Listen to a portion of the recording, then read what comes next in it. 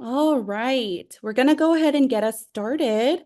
So hello everyone. My name is Erica Pei. I use she, her pronouns. I am the reservations coordinator at Berkeley Event Services here at the UC Berkeley campus, and I will be your moderator for this session. I have the pleasure of welcoming everyone to Unleashing Our Mutual Potential, Growing as an Equity-Oriented Supervisor of Student Employees, presented by Amanda Bent and Amy Louise Casey Azuma, with panelists Kelly Chang and Diego Aulin. As Discovery Opportunities Database Manager, Amy Louise Casey Azuma brings her core strengths, developing programs centering student experiences and cultivating partnerships to solve complex problems. Her work is grounded in compassion for students navigating this huge institution. Amy has spent her 20-year career in education advising, teaching, or directing programs. She's a Cal alum with a bachelor's in English and holds a master's in international education with a concentration in youth leadership. She has certifications in equity-oriented advising and coaching, transformative facilitation, and embodied mindfulness. Outside of work and before the sun rises, you can find her powerlifting at the Bay Strength Gym. Next up, we have Amanda Bent. Amanda Bent is an educator committed to the personal and professional development of adult learners. As an English ESL instructor and student affairs professional, she has fostered student growth through holistic learning activities that promote inclusion and belonging. In serving students across the Bay Area, she has engaged in more nuanced approaches to addressing the complex needs of adult learners. Currently, she facilitates student employment and leadership development for Berkeley IT's community as a student life and development specialist. Outside of work, Amanda enjoys experimenting in the kitchen, practicing yoga, and exploring the world through travel, food, music, and dance. One of our panelists today is Kelly Chang. Kelly Chang is a co-lead of RTL's Student Employee Workforce Development Program, working alongside her colleague Natalie Montanez. Together, they are dedicated to extending learning beyond the traditional classroom setting by creating meaningful, impactful employment experiences for students, equipping their team for a successful and values-aligned professional future. With her passion for training and development, Kelly nurtures the department's student workforce who play a pivotal role in supporting the AV technology in UC Berkeley's 210 general assignment classrooms. Co-leading this team of 60 to 80 sharp-witted and hilarious student employees makes her day. And last but not least is Diego Aulin. Diego Aulin is a UC Berkeley alumni who currently serves as an intake coordinator for the Educational Opportunity Program, EOP. Diego's journey from student employee to professional staff embodies the transformative power of education and community engagement. Originally from Compton, Diego has embraced the Bay Area for over 7 years. Outside of work, Diego enjoys reading, spending time with his cats, and going on hikes. Diego's service is guided by Laverne Cox's words, "By doing the work to love ourselves more, I believe we will love each other better." So please welcome our panelists and moderators today. I believe we also have a poll that we would like to launch.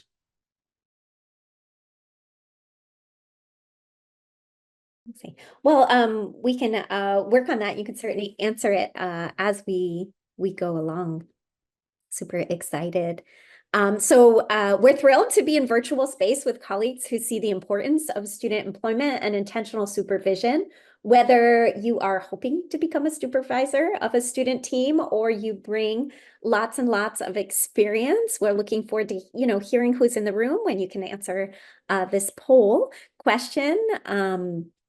Really excited to hear there. And the supervisors, we navigate accountability for deliverables while also striving for practices that really reflect our student employee needs. And this goes beyond just overseeing our work.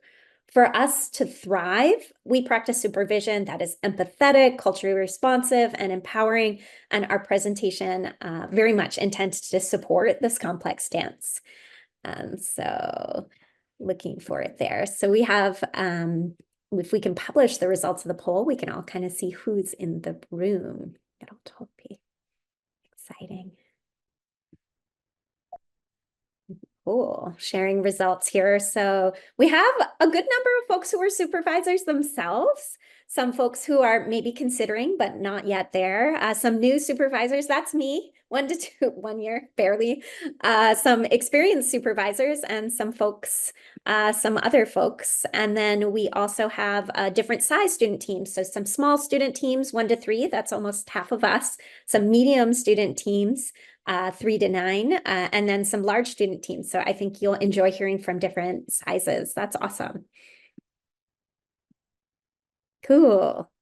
Glad that poll got out there. So it's nice to know, and you can kind of track who's, in the conversation to follow along. Okay, cool. So how are we going to get there? How are we going to support us in this complex dance? Through our presentation and panel, we'll share some tips to effectively manage the program. We'll share design elements that develop leadership and prioritize equity. We'll, of course, do some reflecting on the practices because that's how we grow. And we'll also invite you to join a future network of student employees. So really excited. And how are we going to achieve these outcomes? So we'll start with some introductions. We'll set the context for UCB student employment. We will highlight some success factors, both from the literature, from surveys done here on campus, and we will end with a soak in the wisdom as our panelists apply theory to practice. And then hopefully we'll have some time for question and answer, but if not, we'll invite ongoing interactions with us and joining a learning community. So this is a team effort. Everyone you see is not everyone's thoughts that are in here.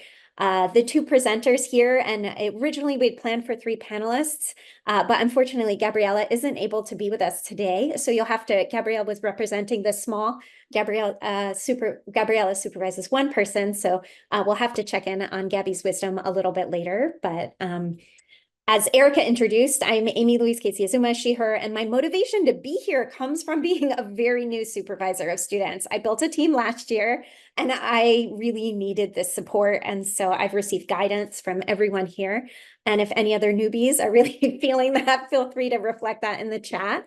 I'm also motivated by my role in the Berkeley Discovery Initiative, where we're thinking as an initiative about how we equip our undergraduate students to be thriving and ready to make an impact in the world. And student employment is one of the many awesome launch pods for that kind of discovery. And the 2 panelists you'll meet in about 10 minutes when we wrap up some introductory orientation to student employment. And I'll now pass it to my amazing co-presenter, Amanda Bent. Amanda, what motivates you on this topic? Thanks so much, Amy. Great to meet everyone. Thank you for joining us today. So I'm Amanda, she, her. What motivates me is, so I've actually supervised students on and off in my career over the past 10 years, predominantly working with small and medium-sized teams. And what motivated me is really partly my role itself.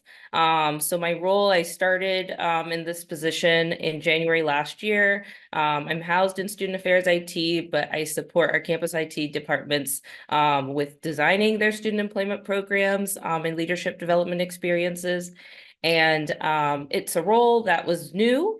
And so I came into it and was like, okay, I need a community to connect with, talk about, how do we really start to think about building a student employment strategy, providing more intentional support to the supervisors doing the work. I think I was really impressed and amazed with the supervisors in our campus IT departments, with how dedicated they are to the mission of the university and supporting students' development.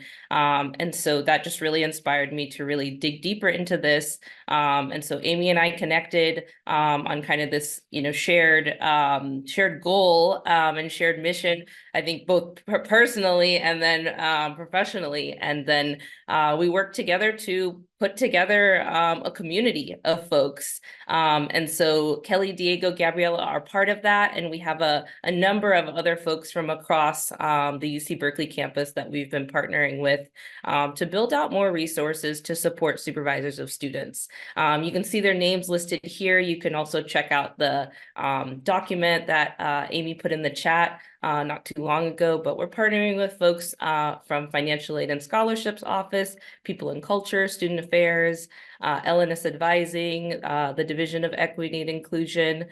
So we've got a really awesome team of folks who are also really dedicated to just seeing more resources there and supporting our staff supervising students to think more about how to be more equity oriented when it comes to student supervision. So we're going to talk a little bit more through what does student employment really look like at UC Berkeley right now. And so I'm going to pass it back to Amy to just talk us through a little bit about that landscape. So the title of this presentation was Unleashing because of the scale.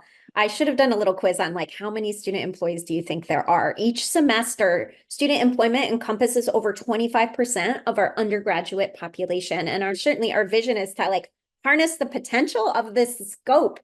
The 7,000 student employees are across 43 units. This number reflects only students employed in undergraduate student titles for the HR technicals, that's student assistant 1, 2, and 3 roles during the spring 24 semester.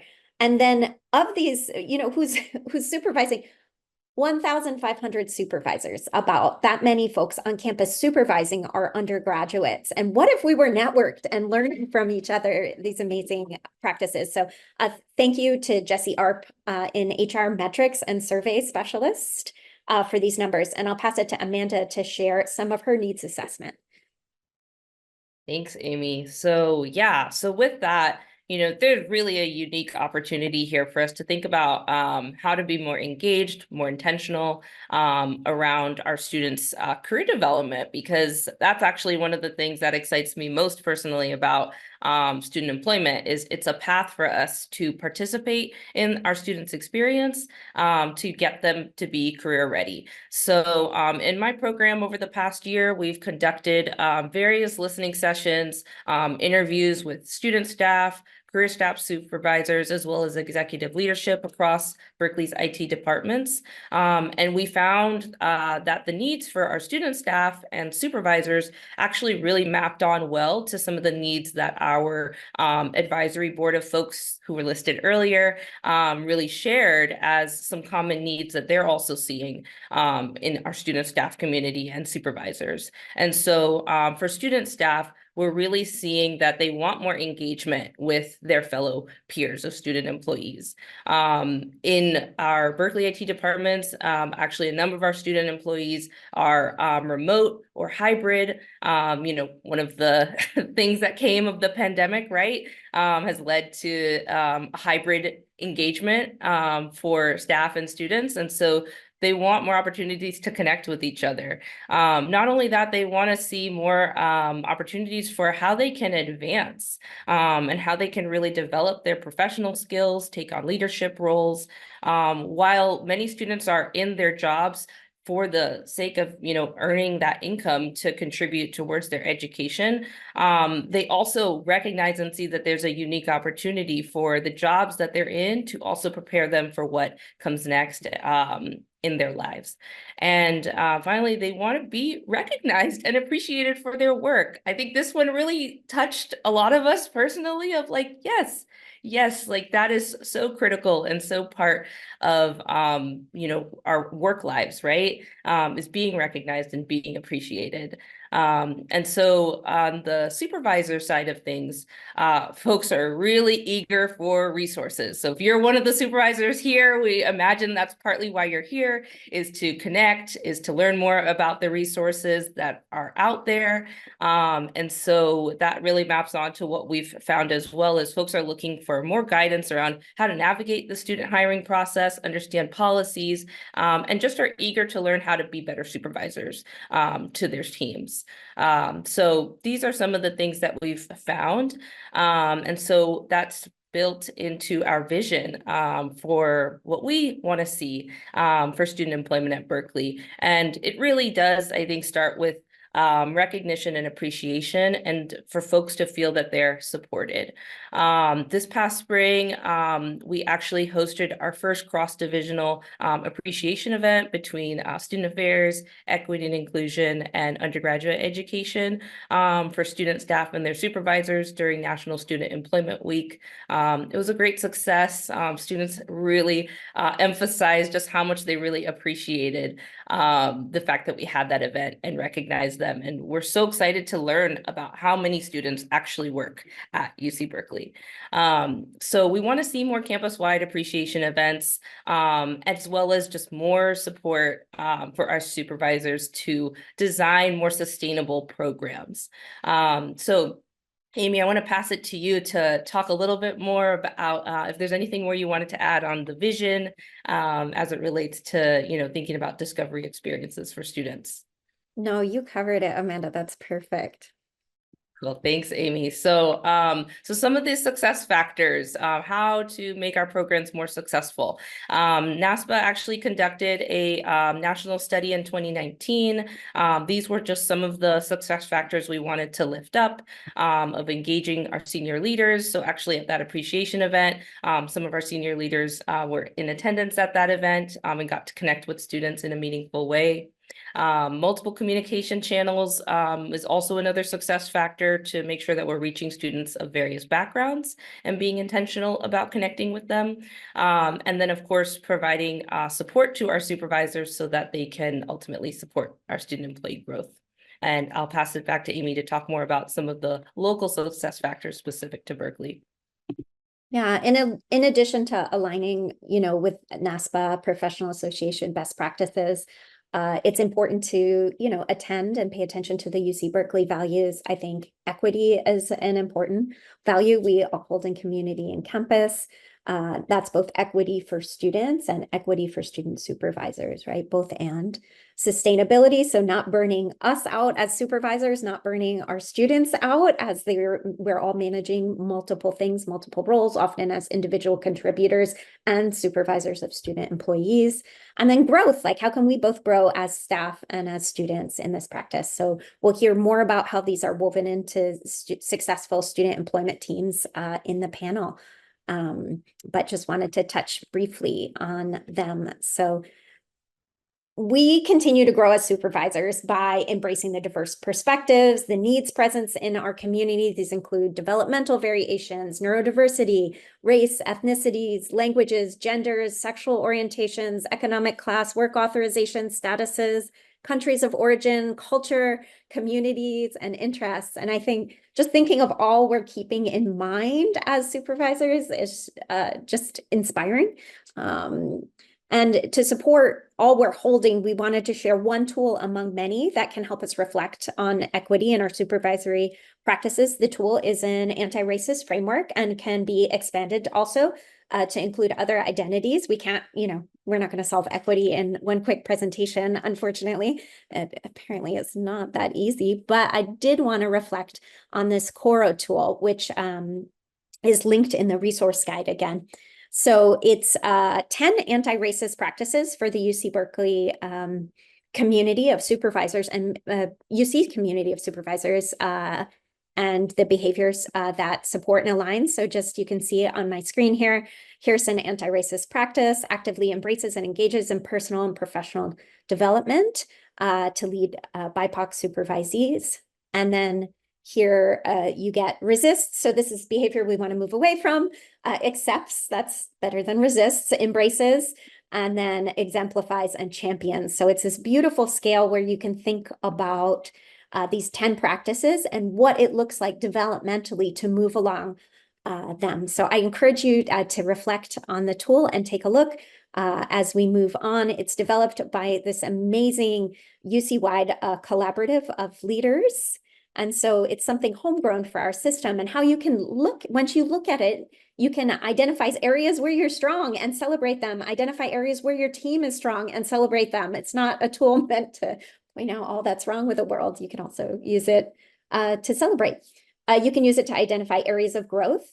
You can share the tool with student employees, collectively to take action. There are stories of student teams, like thinking about what perspectives are really important in our team and what are we missing and how can we as a team move it forward, which is really awesome. And you can also work in your Achieve Together goals. That's our homegrown Berkeley system, and student employee goals as you set them with them. So I just wanted to presence the real practicality of that tool, and how much I've enjoyed working with it, but there are many models you can use. Passing it to Amanda. Thanks, Amy. So an additional factor we wanted to highlight is around sustainability, right? We know that for many of us, supervising students might not be our only role, right? There may be other things that you're also responsible for. So thinking more about how your programs are going to be designed, taking into consideration the needs of your situation, your team, your circumstances. I know for myself and a lot of folks that I've talked to in IT try to be really mindful about how many student staff that we take on supervising, and just kind of recognizing just what's realistic to make sure that you can also provide the students with a quality experience while also balancing your other responsibilities. And then we want to highlight that you can tap into communities of support. In IT, we have a community of practice for supervisors of students that I facilitate. It's really been a successful tool to bring folks together and exchange best practices. And so we can go to the next slide since we talked a bit about appreciation before. So we want to move into this next stage of what does it look like to really grow together? What does it look like to create this kind of community, not just at UC Berkeley, but across the UC system, right? And so these are some of the tools that we are looking to build to support staff supervising students.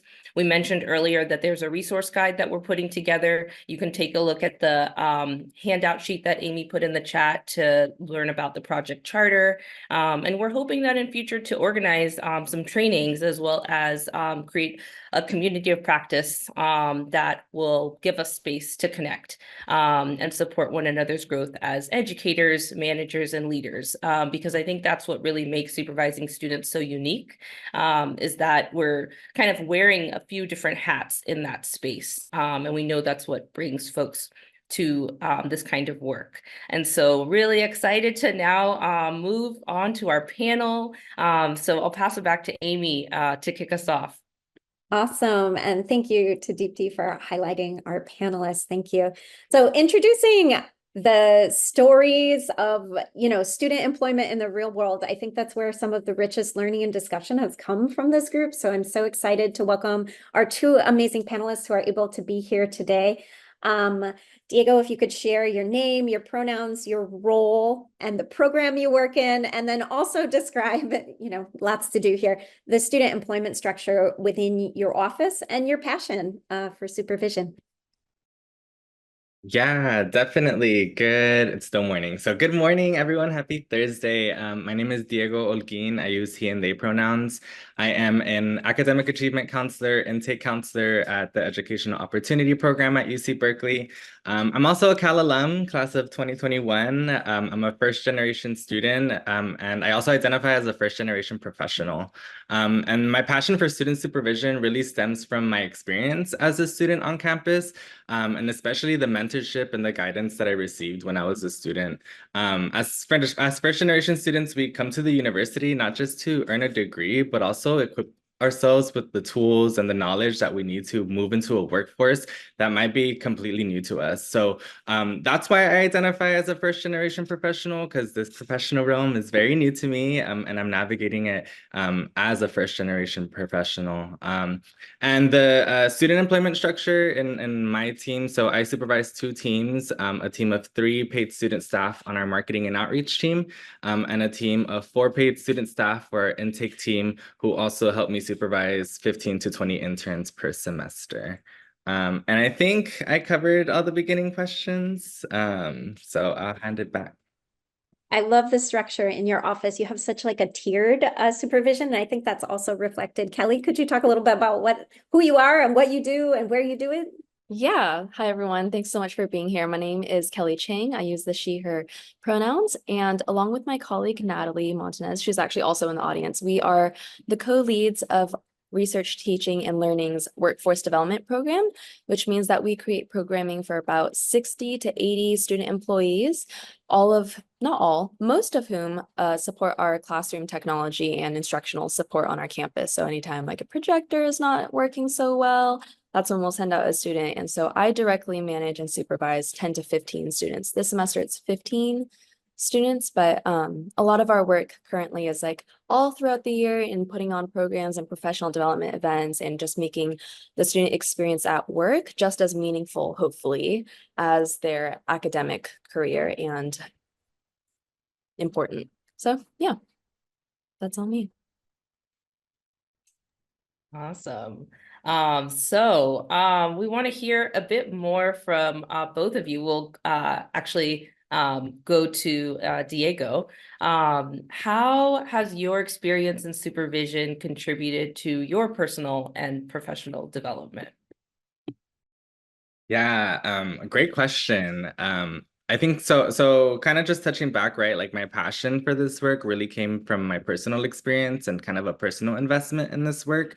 And I think that this was like a really transformative time in my life. I think as undergrad was ending, the daunting, feeling of needing to enter the workforce was really over my head. And I think during this time, I really found support that helped me see things that I couldn't quite see in myself. So really, these folks that were in my life and these supervisors helped me understand my power and my contributions and helped me affirm that, right? And help me really believe in myself that I do bring value to different teams, that I have a very unique perspective that is going to be of utmost importance in multiple different areas, right? So really just stepping in to find my power was something that grounded me. And again, I think that was like a personal development moment, right? I think now as a professional, the personal development that I've experienced as a supervisor has really kept me grounded in the student experience and helps me understand how the students are navigating not just our campus, but the world in general, right? Our students are really dealing with a lot and holding a lot. And really that this opportunity to supervise students allows me to connect with them on a deeper level. I think also, as a lot of us may know, higher education is a world of bureaucracies. And a lot of time these bureaucracies remove us so much from the student experience. And I've definitely found so much personal growth in student supervision. Professionally, I think, supervisional experience of other folks is something that's really valued nowadays. And so I think that was my biggest takeaway. That has been my biggest takeaway as a supervisor. I think as someone who always came from being a supervisee, now as a supervisor, right, I have a different lens that helps me understand what power dynamics are at play when I speak to my students or when we have team meetings, right? And really shifting from hierarchical dynamics that really don't sit right with me in my spirit, and aligning things that are a little bit more up to date with what I believe in and how I'm showing up in different spaces. Yeah, I think I covered the question. So yeah, I'll popcorn it back. Diego, that was Oh, my bad. Go ahead. just like I'm feeling it. I know you're feeling it too. Go right ahead. Yeah, I was just gonna say I echo a lot of Diego's sentiments. I think our students do face a lot of these challenges. And so for me personally, when I think about what I get out of it, I can say that like a lot of us relate as current supervisors. I know a lot of the audience might relate to this, is that I think one big frustration a lot of us have is the turnover rate, because of how frequently we have to train students and then they graduate or they find another opportunity that they move on to. The longest you'll have a student for is typically 4 years if you're extremely lucky, but most of us will consider us very lucky if we even get a student for 2 to 3 years. And so when I think about that turnover, I also find it as like a really awesome opportunity to meet a lot of folks. Like within a few semesters, you will churn through probably 15, 30 students and get to know them very well if you take that opportunity to. And so for me, because I've been supervising students for maybe 6, 7 years at this point, it's given me a lot of exposure to a lot of different people and working with them very closely. And so meeting with so many different personalities, different learning styles, different work styles has really changed my ability, I think, to adapt in any kind of work that I am doing with or without students. And so that's where I feel like I got to benefit a lot as a supervisor. And then personally, the gratifying part is I've always wanted to be a teacher. That was my dream job. It's just, I think maybe a lot of us who work in education can relate to this. It's just being a teacher isn't always financially sustainable in the United States, which is a whole other thing to unpack. But yeah, for me, I have always felt an inclination towards teaching and learning and connecting with students. And so this is for me where I get a lot of personal gratification and feeling like I can also fulfill that part of my soul, that I just really want to help other people and make them feel like they belong, or that they have a place where they can learn and grow and feel confident in their growing. And later in our panel, we'll talk also about like training, and I'll delve into that a little bit more. Beautiful. Thank you, Kelly. Thank you, both of you. I'm hearing a lot of synergy in your responses. And so, I want to take it back now to Diego. Diego, and you mentioned this a little bit in your introduction too, that you identify as a first generation professional and also as a first generation college student. So, you bring a lot of experience to supervising first generation college student employees. Could you please share your insights for how do you effectively support these students in their on-campus employment? Yes, definitely, Amanda, sorry. I think for supporting first generation students through on-campus employment, I think the foundation of that for me is starting with empathy. And really understanding the individual circumstances that our students are facing, right? I kind of mentioned earlier on, our students are taking in a lot of information from the world, from campus. They're being pulled in so many different directions.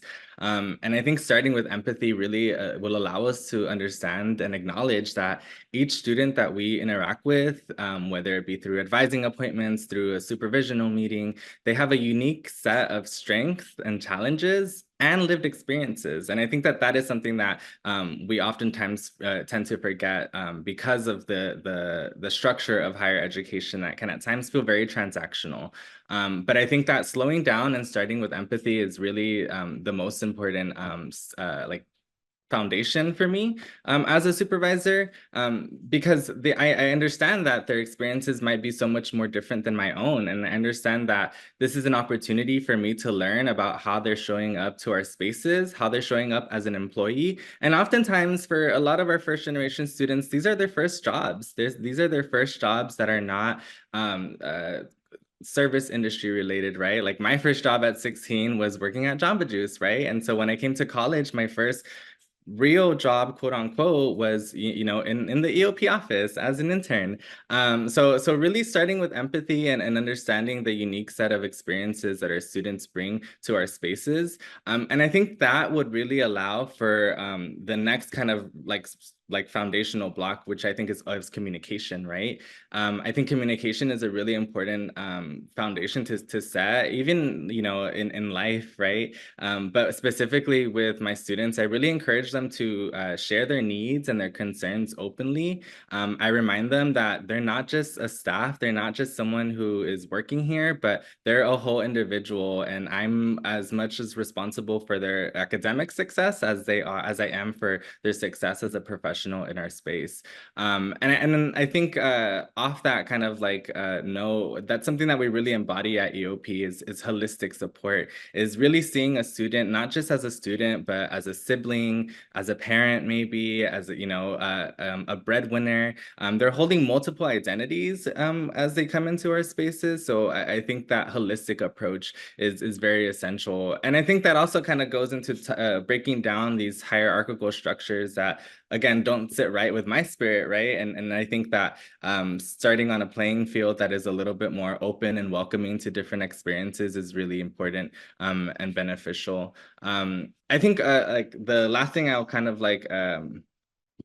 touch base on is really what does it look like to have a personalized approach to student staff supervision, right? How do you adapt your approach based on individual student needs, and offering flexibility where possible, right? I think a lot of times we forget that students take on a lot of what we demonstrate and a lot of like the behaviors that we model. So if we're modeling behaviors that you know, are exclusionary, that do not have a lens that is focused on equity, on disability justice, on, you know, racial justice, I think then we start to kind of drift away from our position as mentors and as supervisors, and more so into kind of like hands of the university that are upholding policies that we know are not necessarily encompassing of diverse experiences.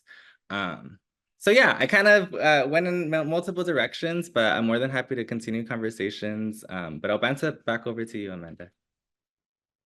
Diego, I did want to also piggyback off of something you said when you were talking about empathy. It kind of just reminded me, I think one thing also, like when you're talking about like the power you can hold in like upholding your values and like being a support system to your students, I think a lot of times we can forget as supervisors that, and this is exactly what you were talking about, is how much power we hold for these students, whether we like it or not. That is just the fact of the matter is that we have power over a student's material conditions. And so this could be a really huge aspect of their financial survival. And so when we consider that and understand these students, not just as people who work for us, but also as people with a whole life outside, I think it does also make us understand more holistically that there are multiple ways that we can support students. And maybe like, if it doesn't really make a difference to increase their wage just a tiny bit so that it meets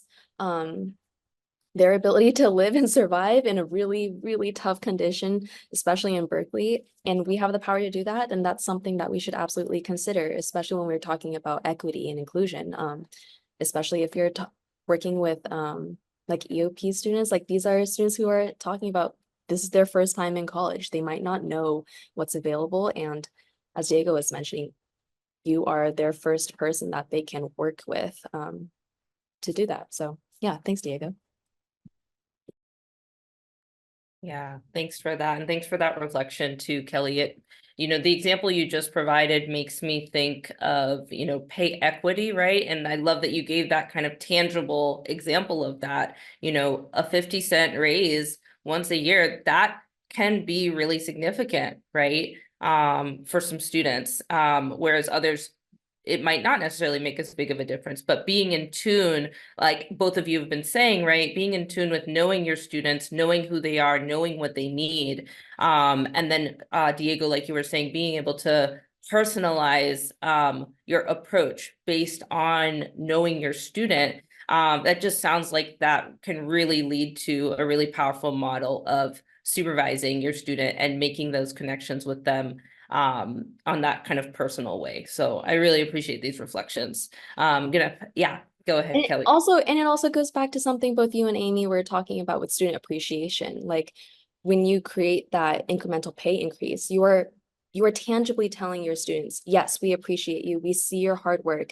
And here, and it's just like the way any of us would want to be treated. If you do the work and you're going the extra mile, you would expect a certain financial increase in your salary, right? And so if we have the power to do that for our students, we have the power to cultivate and create the same culture that we want reflected for us in our workforce. So yeah, there's a lot on student pay that we can always talk about.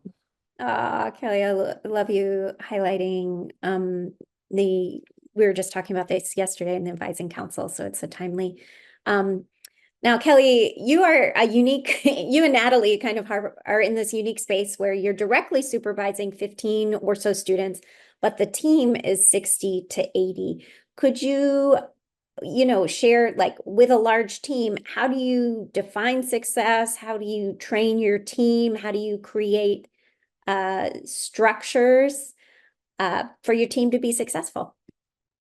Yeah, okay. Big question. I will try to answer as much of it as I can. And honestly, Natalie, since you're in the audience, if you have anything else to add, just add on to it.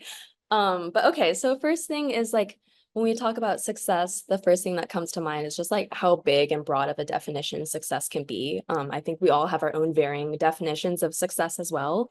And so when Natalie and I were reflecting on our workforce and what we want to create as a student experience, we have come up with a certain set of values. And the way that it looks like for me when I train my students is that success to me looks like a student being able to do their job confidently. It looks like them knowing when and how to ask for help. It means them also having the courage to try new things. Maybe they didn't think that it was possible to be the one that instructors come to ask for help. Like it's very, I think for a lot of students, especially with this idea of academia, like this is a professor and they have all these accolades, they're absolutely untouchable. And God forbid you speak to them using their first name or like, of course, like, yeah, have your respects and stuff. But I think some students are really hung up in that power dynamic. And so for them to be in the position where an instructor may come to them asking for support in using their classroom tech, it could be daunting. And so a lot of this in their training begins with just building up their confidence. And for me, I started all the way with the interview. That expectation of behavior of them being able to conquer their fear begins at the interview, where I will ask them to model a certain scenario, and I'll actually give them two. The first thing I'll do is I'll just do one that's like pretty easy, and then I will intentionally give them some constructive feedback in addition to some things that they did well.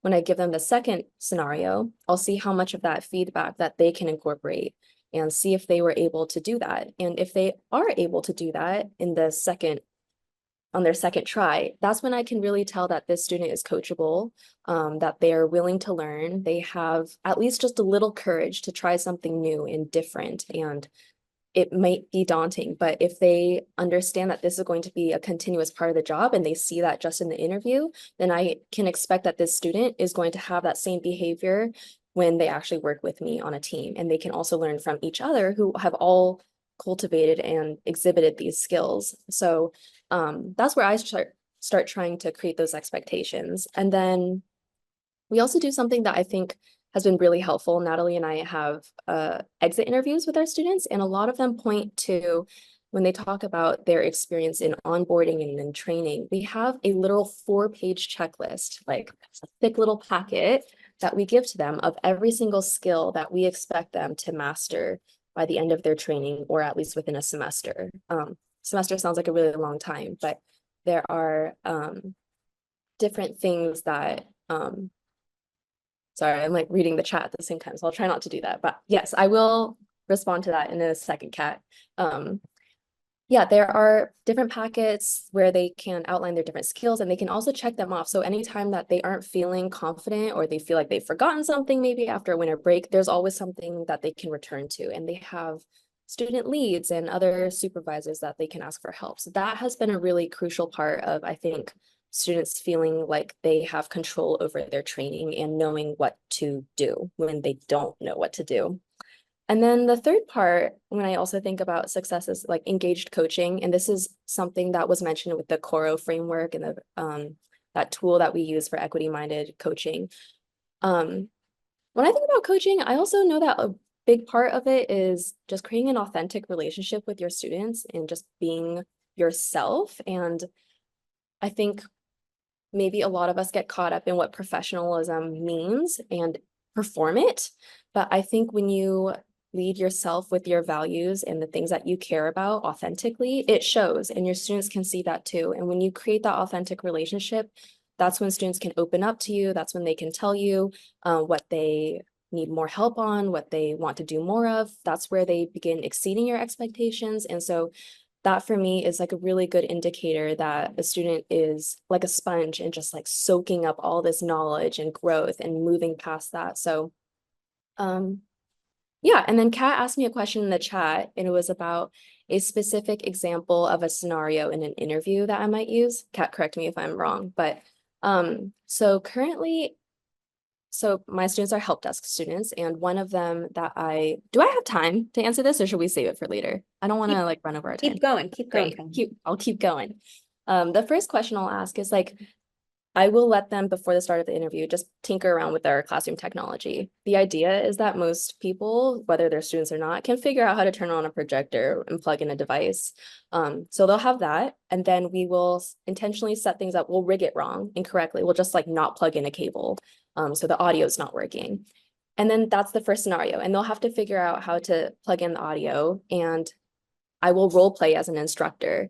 I might have different attitudes that I might try on depending on the temperament of this student. I might pretend to be a little sassier. I might try to be a little more encouraging. I might be more patient, depending on how they're responding to the situation. And so my objective is to see how they meet those challenges if it's not something that's natural to them. And so a student might forget to plug in the cable, they might oversee something, or they get so nervous that they don't have anything to respond with. And so I'll give them that feedback, like, don't worry about it. The instructor came to you for help. You're in control. And when you go through these cables, maybe just talk through your thought process so that as you're going through it, you're also teaching an instructor how to avoid this situation in the beginning. And they'll be like, okay, got it, cool. And then we'll do a similar scenario in the second time where it's actually not even applied to like an audio cable. It'll be a different cable, and I will wire 2 different cables that weren't even supposed to be touching at all for the projector. And then the student, it is a slightly novel situation, but they should be thinking about like, okay, I am in control of this pacing, and I can just talk through, even if I don't exactly know what's going on, I can just talk through my thought process so the other person knows where I'm at. And so that's like what I would look for in a student, in being able to also communicate to me what they're doing and taking in that feedback from the previous scenario and applying it to the second. So I hope that's one example, Kat, that helps. But if not, we can talk offline more about it. Yeah, and I'm just really appreciating the way you've intentionally like thought about your values, you've structured your job descriptions, you've thought about your recruitment processes. And I think these are all things we can think about. And I know there's been a number of requests for that checklist. So I'll work with you and Natalie to see what you're comfortable sharing. And we'll add that to the resource sheet. It's hyper specific. I'm not sure how helpful it will be, but I'll share whatever. Thank you so much. And passing it to you, Amanda, for the next question. Great, thank you. And thank you, Kelly, for that. So we know that supervising and nurturing student development can be demanding. As you both have already talked about, finding this balance of, having empathy, right, for your students, offering them that flexibility. There's so much to take into consideration, right? So curious, if you could share, how do you maintain sustainability in your approach, ensuring that you can continue to bring passion to this work? And I'll pass it to Diego for this one. Thanks, Amanda. Yeah, supervising is demanding. It's hard. It's a job in and of itself, right? And I think a lot of times when we step into student supervisional roles, it's seen as something that is like, it's just another thing to add to your list, right? And the value of it, and I think the depth of this work is often misconstrued.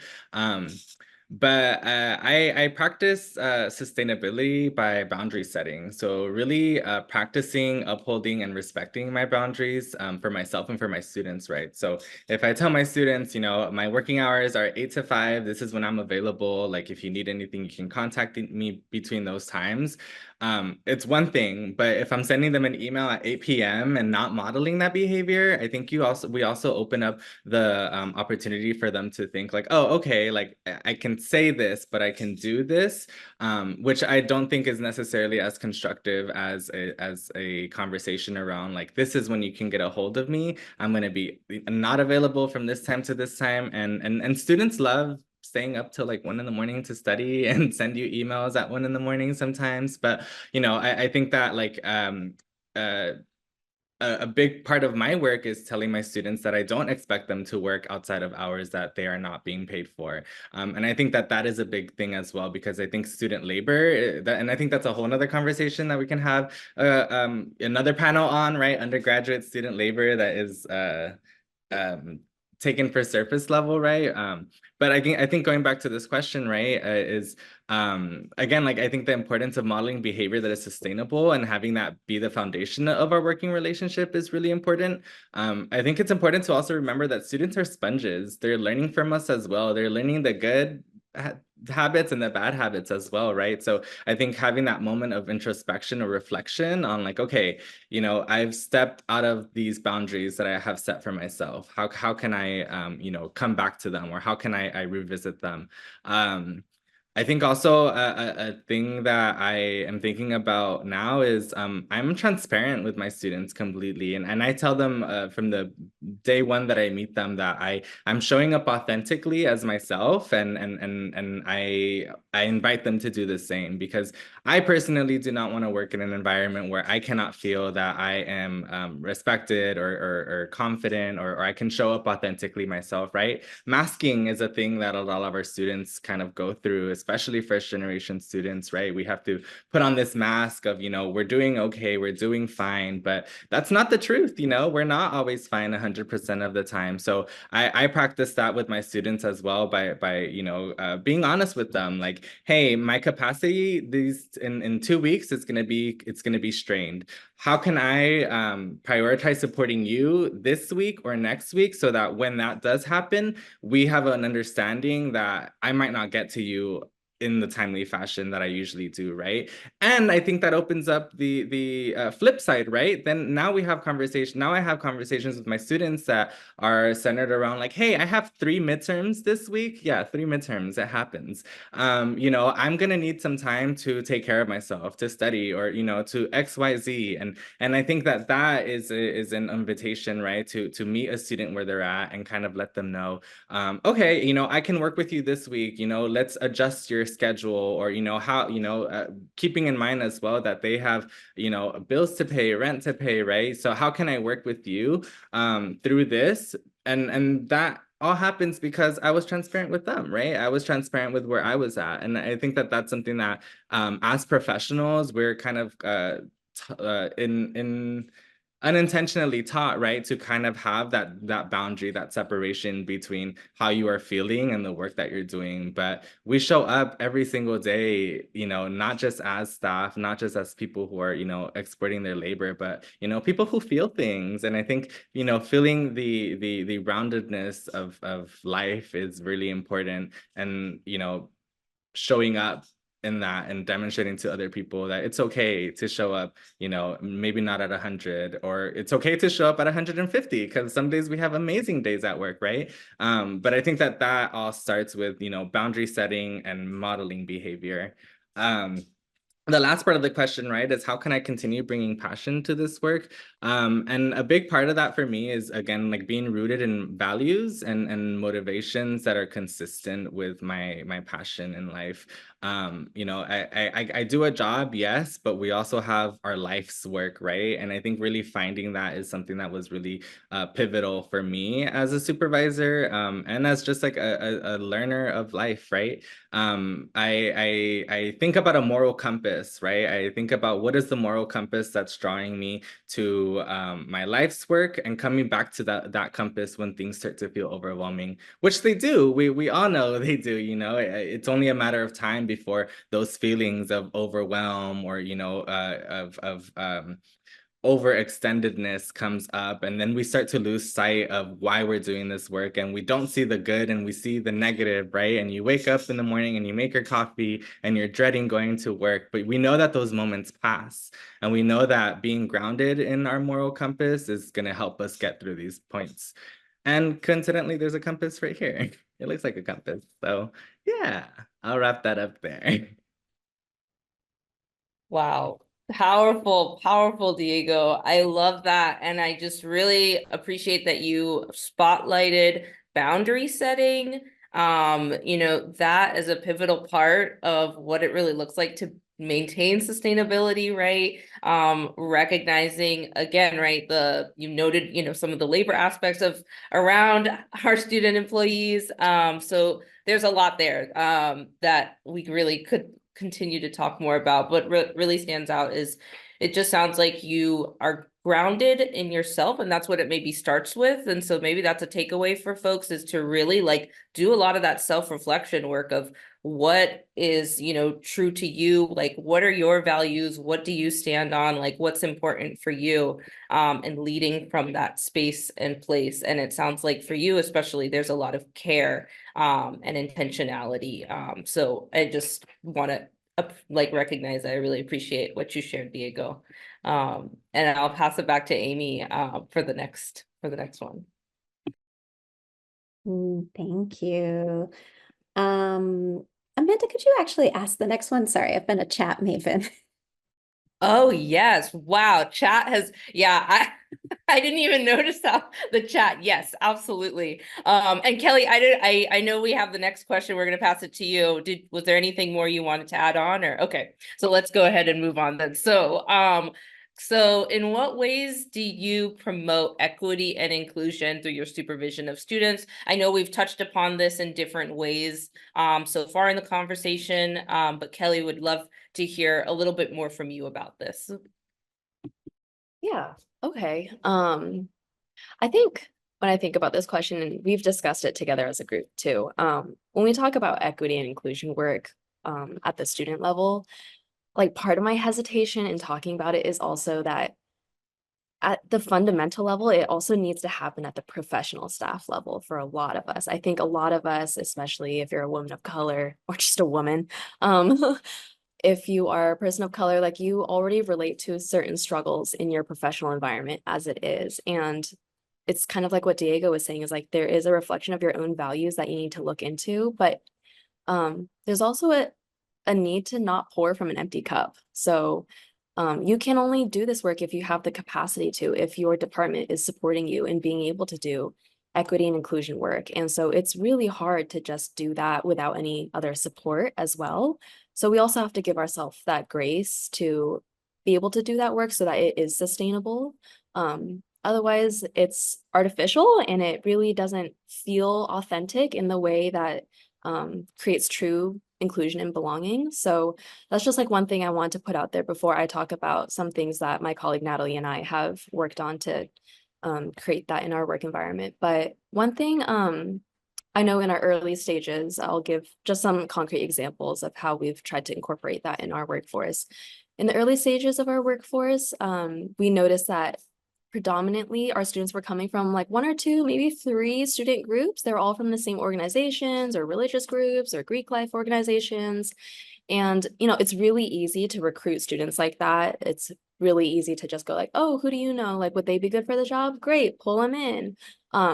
That's easy, especially when you have lower capacity, your team's smaller. But it doesn't, as you scale up and you're thinking about inclusion and belonging and diversifying, that's really where you might want to be a little bit more careful about your recruitment strategies and posting to job post boards where it's a little bit more visible, and maybe actually creating less of a preference for referrals. And so for us, that looked like us just stopping referrals. We just decided to go with, we'll post on the work study website. Every single student who is work study is browsing that website that grabs the exact group that we're trying to capture. And anyone who is going to want to apply will apply through there. And so that drastically increased the diversity of students depending on like what different types of interests they had. And we just captured a lot more different types of students in that way. And I'm really glad that we did that, because I think that was our first step towards reducing some skews. So that was one. The second one, and this is something that I think Natalie has mentored me on. I just want to give credit where credit's due on that one, where she has been very intentional about the way she has posted her job postings in changing the language, especially because it's as I mentioned, it's like a tech job. And so a lot of students tend to be from computer science or engineering backgrounds, and they think that this is going to be the perfect way for them to enter the next career chapter, which is true. It absolutely is. And I'm not going to say it's not. But it's also, I did not come from a computer science background. As a student, I studied environmental justice. Like I was deep into reading things about sustainability. I had nothing to do with technology. And so for me, that that really helped in knowing and recognizing that I could be successful in these jobs, especially when it articulated very specifically that I did not have to be from a certain academic background to do well in what most student jobs are, which is just customer service. And so when that is articulated and stated, I think you get a lot more different types of students who are also very interesting and vibrant, and they contribute so much to your workforce. So that's one. And then, yeah, and then right now we're currently in the phase of reflecting on our values. When Natalie and I were creating the workforce development program in our department, we thought very hard and long about what we wanted our students to leave college with, having it worked with us. And so we did like a 2-3 day retreat where we're just like, okay, what does it actually mean to be a student here? And what are things that we want them to walk away with? Some of these things were like feeling confident in their work, that they can conquer new challenges, that they have teamwork experience, that they learn how to depend on other people. Like that, it doesn't matter if they know how to swap a cable, if they know what's the difference between a VGA and HDMI cable. It really doesn't matter. But do they know how to work with other people to solve problems? That's far more crucial to, I think, just churning out the next generation of thinkers and global actors and change makers. So thank you. That's so a big much. part. Yeah, Kelly. And I wanted to leave time, a speed round for 2 questions that have come up.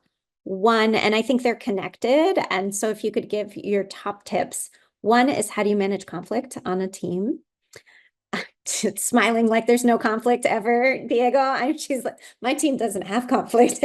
And 2, how do you manage really critical conversations, giving feedback for student employees who maybe aren't meeting expectations? And how do you initiate that in an equity-oriented and growth-minded, supportive way?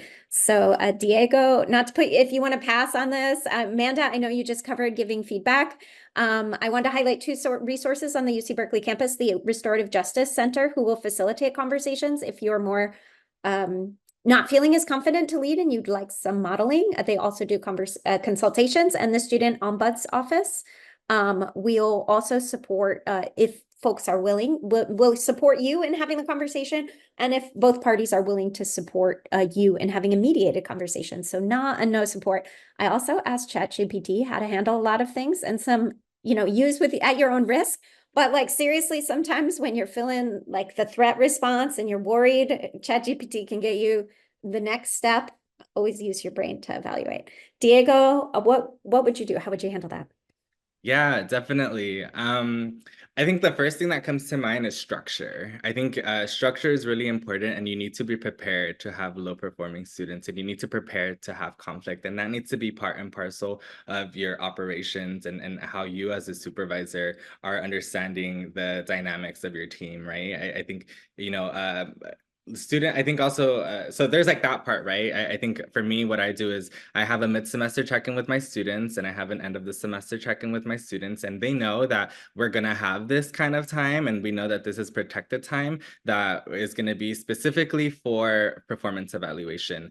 And I don't evaluate the students, they evaluate themselves, because oftentimes students know when they're not performing well, and students know when they're performing really well, right? So really coming into that conversation with that lens, and more so, you tell me how this is landing with you, and then we can talk about it, and then we have that space for feedback, right? I think a lot of times as well, if students don't know that they're not performing well, that's an opportunity for us to practice restorative justice and practice, what we preach, and give people a second chance and give opportunities to course correct, because so many times we don't get second opportunities, right? And I just think about like how not great would it be to get let go from your first job for a mistake that you didn't know was a mistake, right? So really embodying those kind of like perspectives and putting that into practice is really important when it comes to low performing staff. And conflict is going to happen, right? And I think really turning to what your support system might be to handle conflict is important, right? I have my direct supervisor is someone that I really look to for support and guidance around navigating conflict, because not all conflict is going to be the same, and there's no cookie cutter blanket to address conflict. But I think that we can equip ourselves with tools to handle conflict, and I think communication is one of them. I think building community is another, because someone else might have encountered the conflict that you're experiencing, because the conflicts that we experience in our teams are not unique to us. They're not special to this specific team. It's a result of a structural issue, or every team is going to have conflict, and understanding that it's a structural issue and not a personal issue is really important for us to move forward towards a path towards resolution, right? And a path towards equitable resolution. I don't think I've ever fired anyone in my time, because I give students the opportunity to reflect and to, and sit with themselves and be honest. And a lot of times students can overfill their cup and do not realize it until you have to pull them into a conversation and break down every single responsibility that they have. And then you realize that they don't have, 48 hours in a day. They only have 24. So helping them see clearly what that looks like and where does their responsibility with your team fall in those 24 hours is really important. But yeah, great questions. I don't know if there's anything else you'd like to add, Kelly or Amanda. Oh, we are actually at time. I so apologize. There is so much to add and so much richness. And thank you, Diego, for that awesome response. And I think we'll take the question and answers if we can copy them into the response sheet and maybe give some offerings. I also am going to ask everyone who shared resources, but I want to take our last minute to wrap up and thank Diego and Kelly for so transparently sharing their practices, their values, and who they are as people and supervisors. And also we have some next steps. Everyone here and the 13 people are sharing an amazing resource guide. And we also have this form that Amanda put in the chat to connect with us. I know it's not a perfect Google form, but you also have our emails that are in the Now Conference resource sheet. So we'll work a little bit more on getting those questions and we'll pass it back. I want to give thanks to our amazing moderators and technical support, Deepti and Erica, bringing it back to you. So sorry for the quick slam of the door. Amanda, any final comments before we pass it back?